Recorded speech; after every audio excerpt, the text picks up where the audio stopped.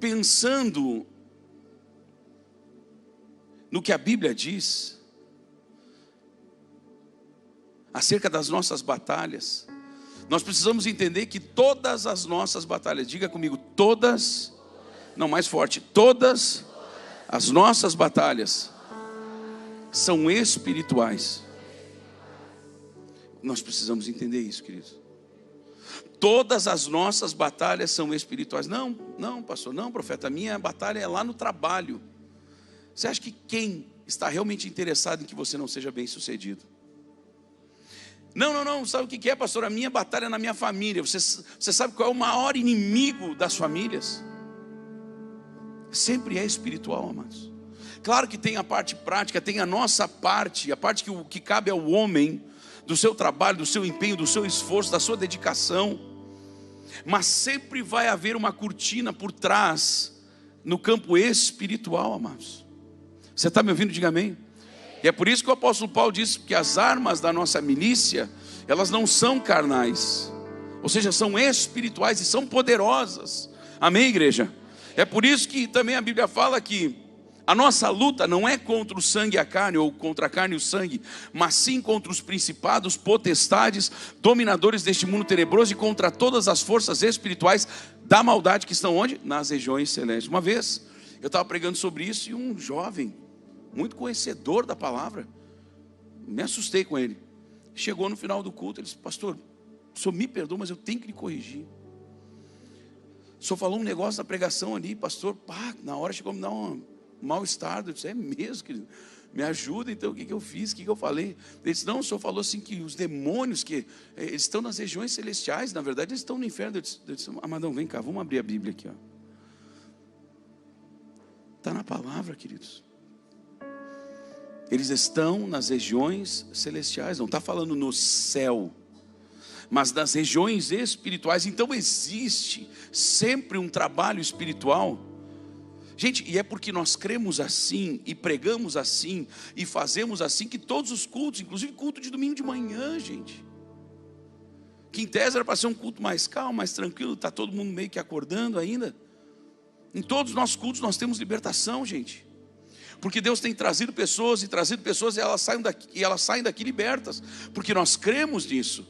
Porque nós cremos que a igreja foi chamada para libertar os cativos. Atos 10:38 fala que Jesus foi ungido por Deus, obviamente, o qual andou por toda parte, outra tradução diz por toda a terra, fazendo bem e curando a todos os oprimidos do diabo. Quando ele fala curando a todos os oprimidos do diabo, está falando de enfermidades. Enfermidades que muitas vezes não são nem de caráter clínico, mas são espirituais. Marcos capítulo 9, quando um homem traz o seu filho, um jovem, para perto de Jesus, para que ele chega primeiro nos discípulos, para que ele fosse curado ou liberto.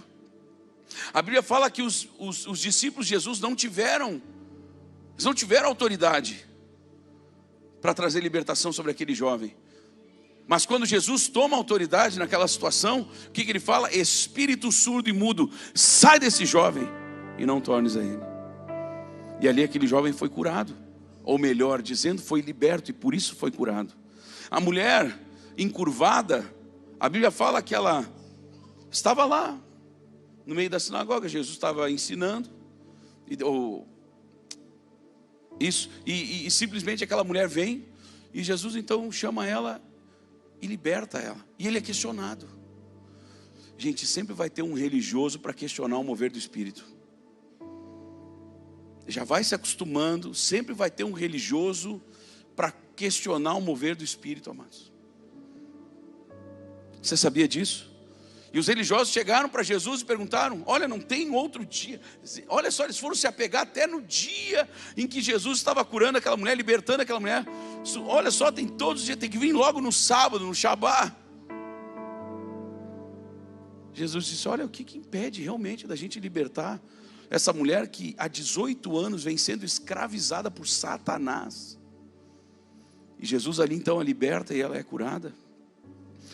Eu lhe pergunto se existem demônios que agem em questões de enfermidade. Será que não são demônios que agem na questão da dependência química? Ah não, isso é só fisiológico. Pois é, né? Então tudo que a gente acabou de falar não vale de nada. Queridos, a minha tataravózinha, meu pai que me contou essa história, quando ele me contou, me veio uma revolta dentro do meu coração. Eu conto isso sempre quando eu dou um toque nesse tipo de mensagem. A minha tataravózinha, gente, ela era assim, ó, mulher encurvada. Vocês acham que quando ela morreu, tiveram que fazer um caixão maior assim para ela caber, porque ela era toda encurvada? Vocês acham? Sim ou não? Não. Porque quando ela morreu, quando aqueles demônios não podiam mais escravizá-la, não tinham mais como maltratar ela, eles pegaram, ó, e o corpinho dela ficou retinho. Imagina um corpinho atrofiado, musculatura atrofiada, ossos talvez calcificados já errados, talvez tendo sido entortados com o tempo, desgaste, seja lá o que mais. Ela simplesmente ficou retinha, porque foi liberta, porque não tinha mais o que ser feito ali. Você está me ouvindo? Diga amém. Então, queridos, nós temos que ter uma consciência. Eu não estou falando que tudo é demônio, mas tudo é espiritual. Você consegue entender isso? Sim ou não? Então, da mesma forma como existem as forças vamos dizer assim, a força dos anjos de Deus, que Deus envia, como a Bíblia fala, anjos ministradores, que cuidam a igreja, que servem a igreja, como diz a palavra. Também existem demônios que gostam de atormentar as pessoas.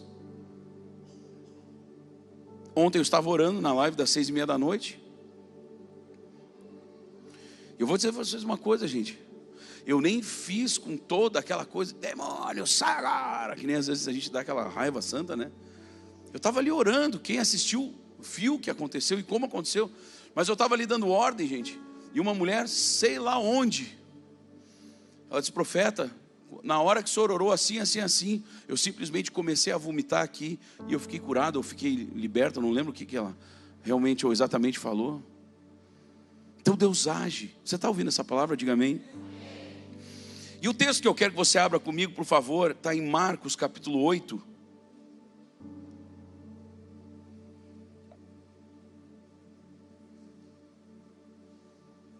Perdão, Mateus. Mateus capítulo 8.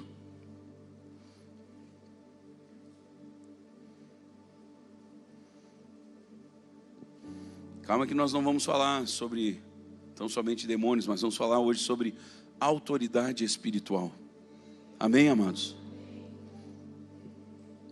Mateus capítulo 8 diz assim, versículo 5: tendo Jesus entrado em Cafarnaum, apresentou-se-lhe um centurião. Centurião, gente, era um homem romano, que ele então era o líder de um pelotão, um soldado, um oficial, melhor dizendo, um oficial romano, que era encarregado de cuidar de 100 homens.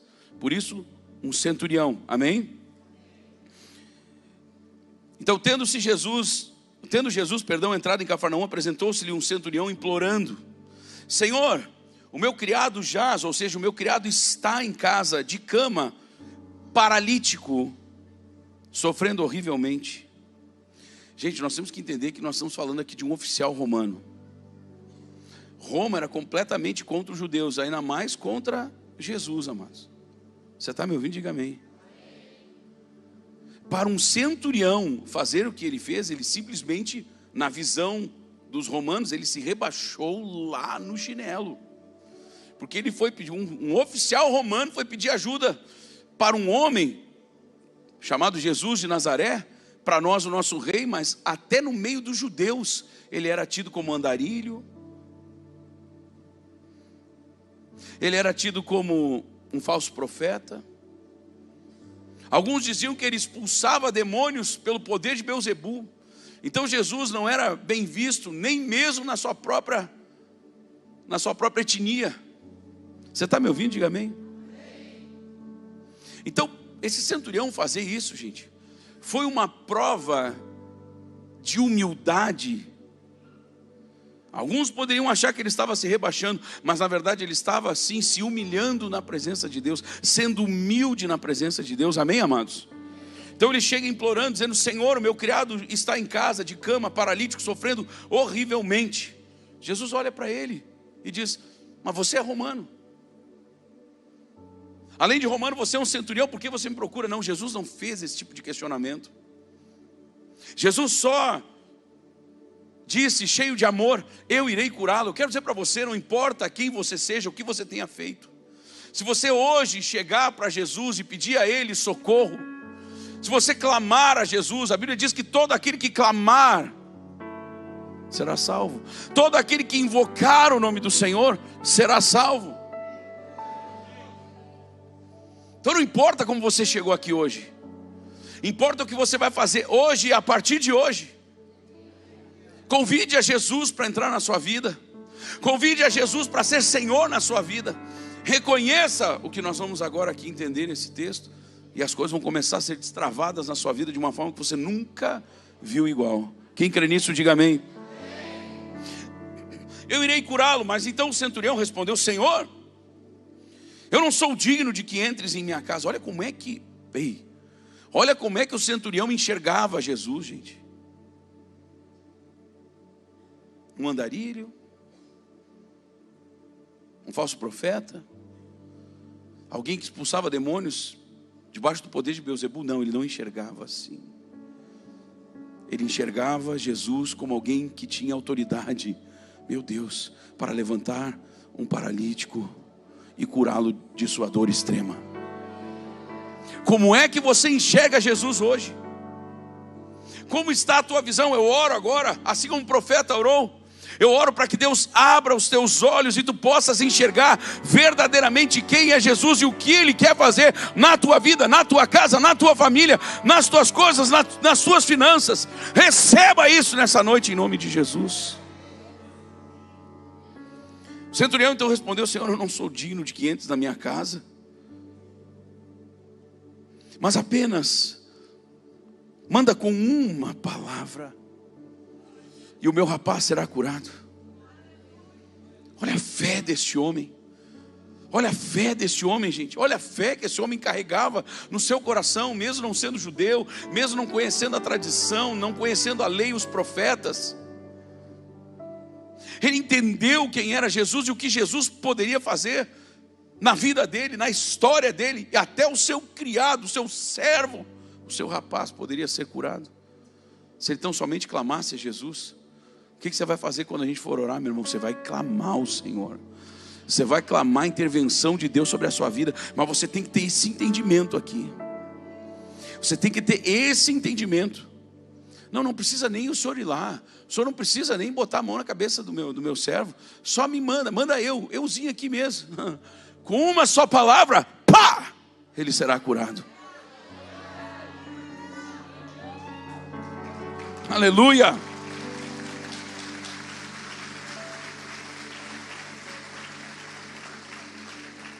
E ele diz, ainda o centurião: pois eu também sou homem sujeito à autoridade. Olha só que interessante isso aqui. Querido, se tem um texto na Bíblia que fala mais claramente sobre a autoridade espiritual, é esse aqui, queridos.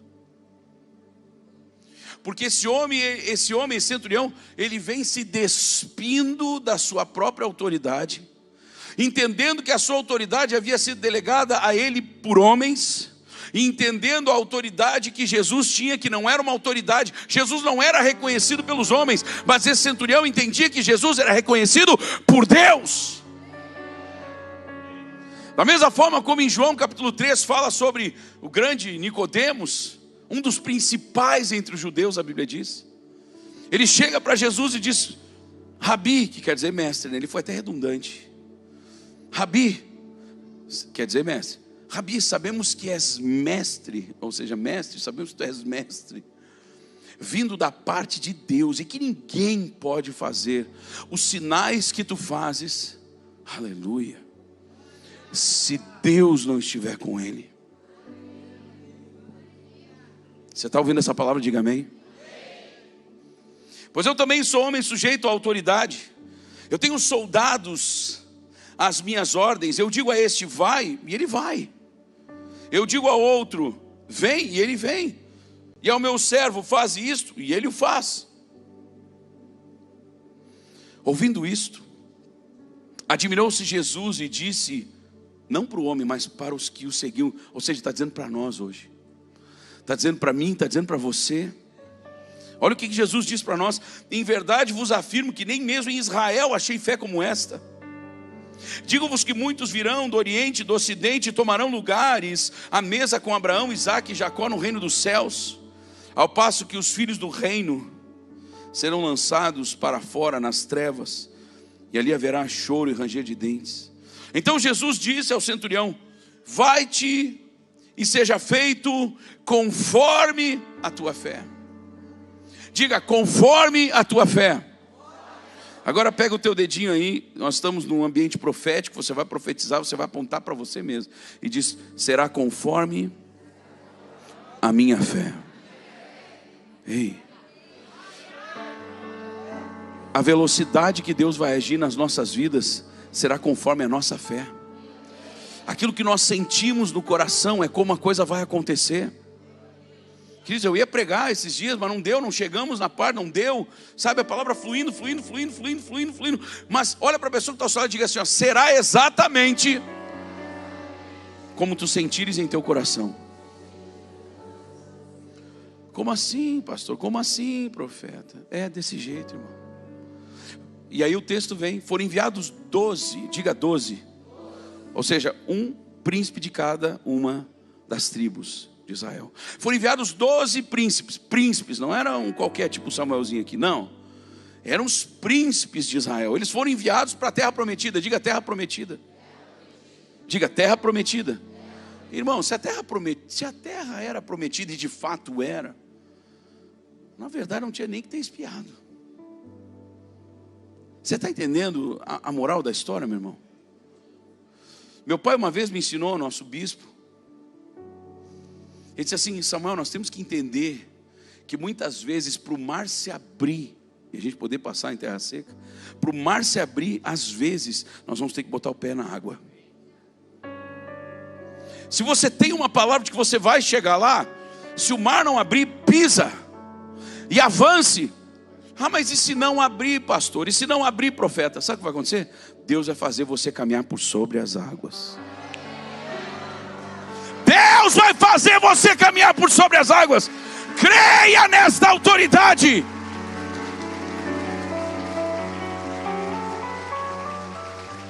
Amados, nós não estamos falando do nome da igreja, Manancial. Nós não estamos falando em nome de profeta Samuel, de pastor não sei o que, com todo respeito aos pastores e com todo respeito a mim também. Mas não é no nosso nome, é no nome de Jesus, amados. É no nome de Jesus. Domingo, queridos, com todo aquele temporal horroroso, e a igreja não estava lotada. Quando eu saio aqui, claro, eram pessoas que eu não as conhecia, ou seja, gente nova que Deus está trazendo. Essa sala aqui da libertação, que não é pequena, estava cheia de gente sendo liberta. Você está ouvindo essa palavra? Diga amém.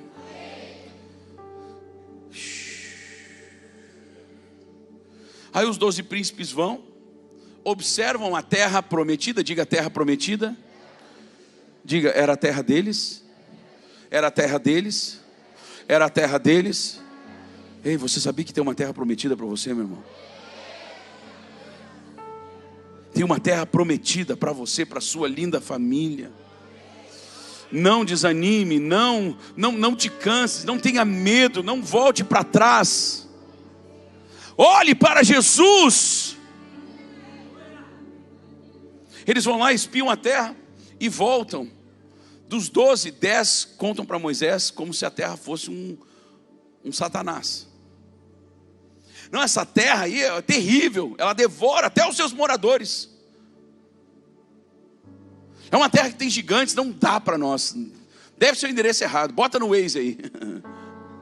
Bota de novo no Waze, que deu problema, o 3G estava falhando. Não pode.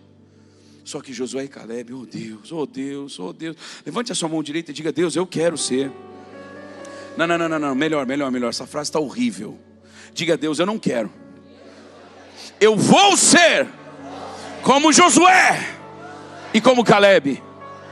Amém, amados? Aleluia!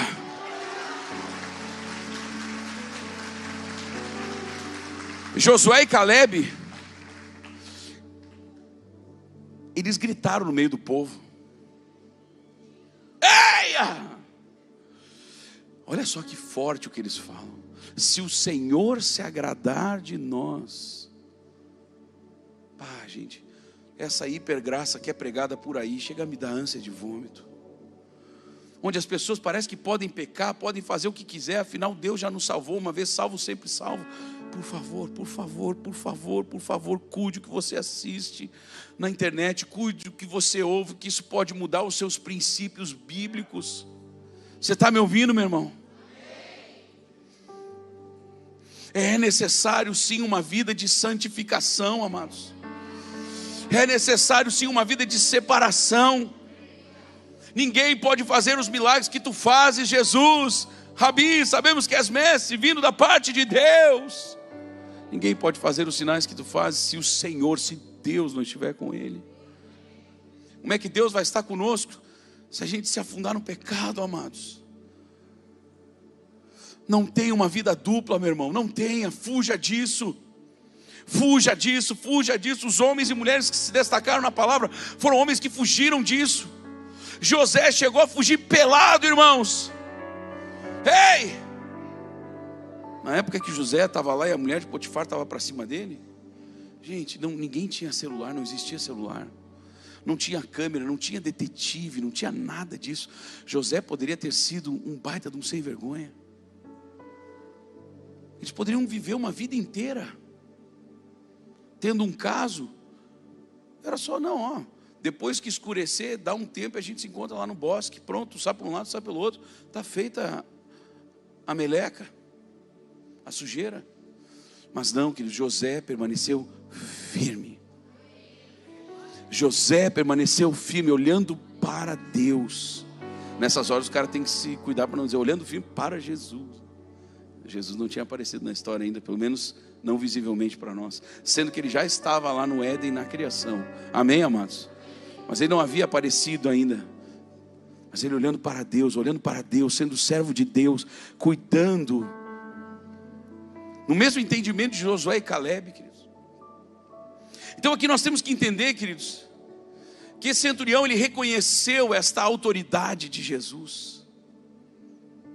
E ele disse, só uma palavra basta, só uma palavra. O senhor não precisa botar a mão, não precisa de toalhinha, não precisa de lenço. Isso não é errado, porque inclusive no livro de Atos, capítulo 19, a Bíblia fala que lenços e aventais do uso pessoal de Paulo eram enviados para enfermos e endemoniados, diante dos quais, você pode ler a Bíblia se você quiser, diante dos quais, ou seja, diante do quê? Dos lenços e aventais. Queridos, a unção de Deus, diga comigo, a unção de Deus ia junto nos lenços e aventais do apóstolo Paulo. Gente, isso é bíblico. Isso é bíblico. Por quê? Porque Paulo se santificava. Porque Paulo procurava viver uma vida que agradasse a Deus. Eu sei que é difícil. É óbvio que é difícil nós não errarmos. Mas nós temos que entender que o Senhor Jesus não fica lá do outro lado, ou em cima da gente com um caderninho, um iPad, sei lá, um tablet. Respondeu errado para a esposa.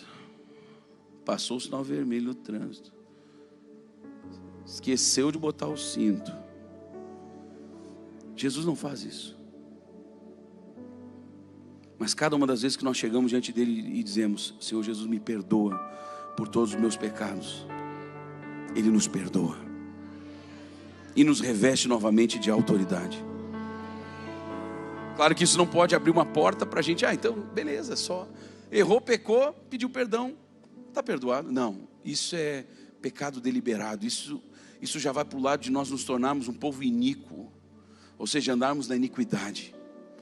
Não posso entrar nisso agora, porque o assunto é autoridade espiritual. Você está comigo? Diga amém.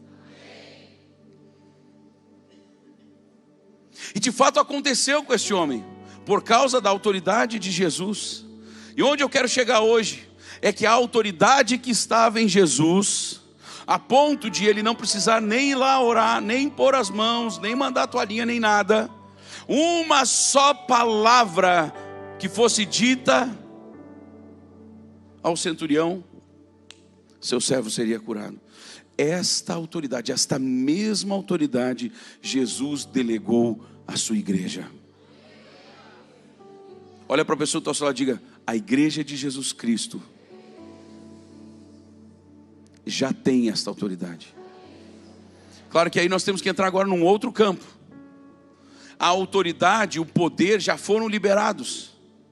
Agora nós temos que pagar o preço para manifestarmos isso. Vem comigo então, diga assim, ó, o poder, a autoridade já foram liberados. Agora cabe a mim viver com Deus para que eu possa manifestar este poder e autoridade.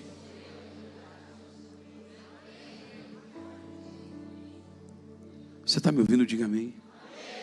Você entende que quando nós carregamos desta autoridade, primeiro que o inimigo já vai pensar 2 vezes antes de vir nos atacar. Segundo, quando ele nos atacar, porque ele vai, nós precisamos tomar o nosso lugar, a nossa verdadeira identidade espiritual e dizer para o demônio: diabo, pega tudo que é teu, que tu está investindo contra a minha vida, contra os meus filhos, minha esposa, meu marido, sei lá, e tal fora. Sai agora em nome de Jesus. Quando nós estamos revestidos de autoridade, nós temos sim como manifestar este poder. Você está entendendo essa palavra, meu irmão, sim ou não?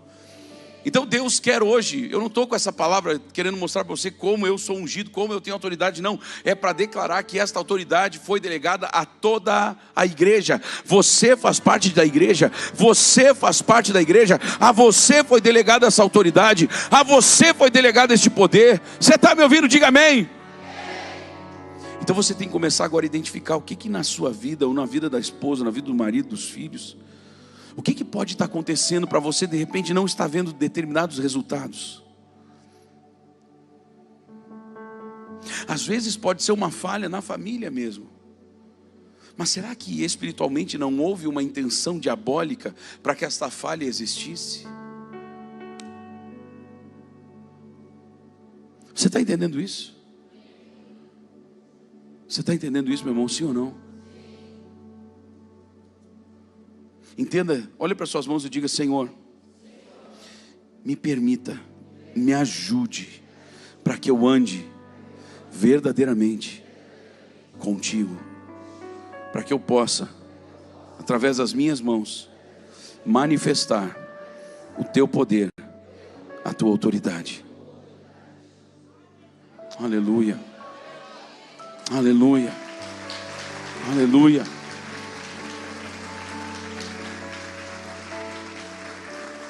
Quando você começar a identificar o inimigo se levantando nas suas trincheiras contra a sua casa, a sua família, seus filhos, sua esposa, marido, sei lá, as suas finanças, você já começa a dar ordem: diabo, tu vai cair aí mesmo onde tu está. Nós temos que entender que é esse tipo de entendimento que Davi tinha, amados. Por isso que ele pôde falar com aquele gigante Golias daquele jeito. Quem é esse incircunciso filisteu para afrontar os exércitos de Deus vivo? Ele sabia que ele estava revestido de poder e autoridade, amados. Queridos, todos nós cristãos precisamos ter esse entendimento. Uma vez que, vou repetir, vivemos uma vida com Deus, lutando contra os nossos pecados, lutando para verdadeiramente andarmos com Deus, a mesma unção, o mesmo poder, a mesma autoridade que estava em Jesus, ela vai manifestar através de nós, amados. Olha para a pessoa que está ao seu lado e diga assim: você está preparado? De novo, você está preparado? E é por isso que nós estamos incentivando você a orar, amados, a orar, a buscar, a jejuar, porque Deus quer fazer grandes coisas.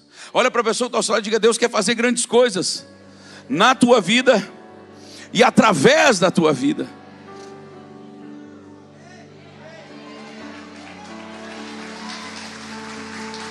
Aleluia.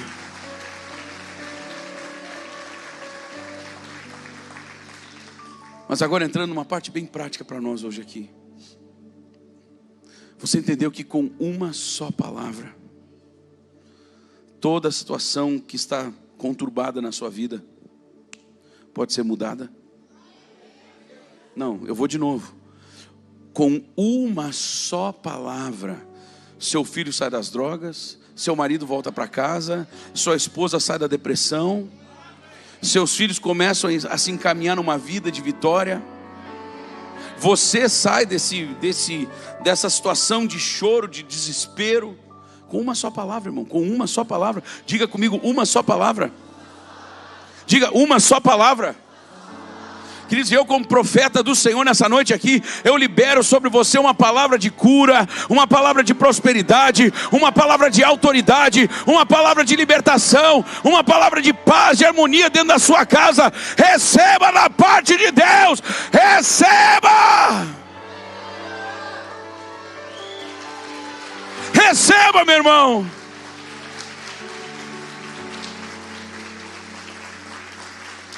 Receba, receba, receba. Pode sentar, igreja incendiada. Orabassurianda, labracheira e catarabaçaia. Amanhã, quando você acordar para sair para trabalhar, meu irmão, você tem que sair feito um leão. As mulheres podem ser uma leoa, né? Vai para cima, meu irmão, vai para cima, minha irmã.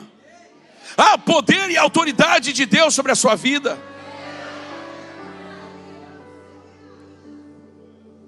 Mas não queira carregar essa unção, essa autoridade, esse poder, vivendo uma vida dupla, viu? Eu já vi gente sendo envergonhada. Atos capítulo 19, abre lá, eu já chamo aqui a equipe toda de louvor, por favor. Atos capítulo 19. Mesmo texto que a gente usou, versículo 11. E Deus, pelas mãos de Paulo, fazia milagres extraordinários. Diga, milagres extraordinários, a ponto de levar aos enfermos lenços e aventais de seu uso pessoal, diante dos quais as enfermidades fugiam de suas vítimas e os espíritos malignos se retiravam. Versículo 13, teve gente que achou que era fácil. Hoje, gente, tem muita gente achando que abrir igreja é fácil. Sabe, tem muita gente aí. Eu recebi um vídeo do meu pai, não ele pregando, mas um vídeo de um outro pastor, um grande pastor renomado no Brasil inteiro e no mundo, falando sobre pastores que não têm paixão, que não pregam porque amam, mas pregam motivados, sei lá, por dinheiro, por fama, por aplausos. Eu não sei o que motivou esses jovens aqui, mas a Bíblia fala que, e alguns judeus, olha só como eles eram conhecidos e reconhecidos. Você está me ouvindo? Diga amém.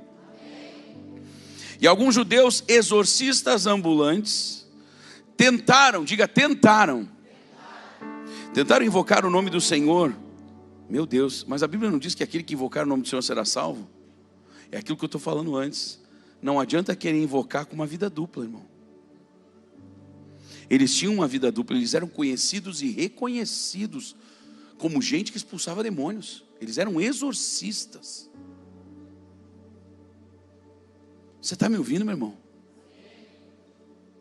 Eu não conto isso com alegria no meu coração. Até porque eles eram filhos do sumo sacerdote, digamos que a maior autoridade, entre aspas, eclesiástica da época. Você está me ouvindo? E alguns judeus, exorcistas ambulantes, tentaram invocar o nome do Senhor Jesus sobre possessos de espíritos malignos, dizendo: esconjuro-vos por Jesus a quem Paulo prega. Eles sabiam até o endereço completo. Os que faziam isto eram 7 filhos de um judeu chamado Seva, sumo sacerdote. Mas não diz os, o espírito maligno lhes respondeu: conheço a Jesus e sei quem é Paulo, mas vós, quem sois? Queridos, eles não tinham identidade espiritual. Você ouviu isso? Eles não tinham uma identidade espiritual. Não estou vendo o nome de vocês na ficha, cara. Não estou vendo divisas de autoridade em vocês. Não consigo ver o sangue de Jesus em vocês. Não consigo ver autoridade espiritual em vocês. Conheço a Jesus e sei quem é Paulo, mas vocês quem são? Queridos, que nós não venhamos a cair nesse tipo de condenação. Não, eu sou membro da Manancial. Não, você frequenta a Manancial.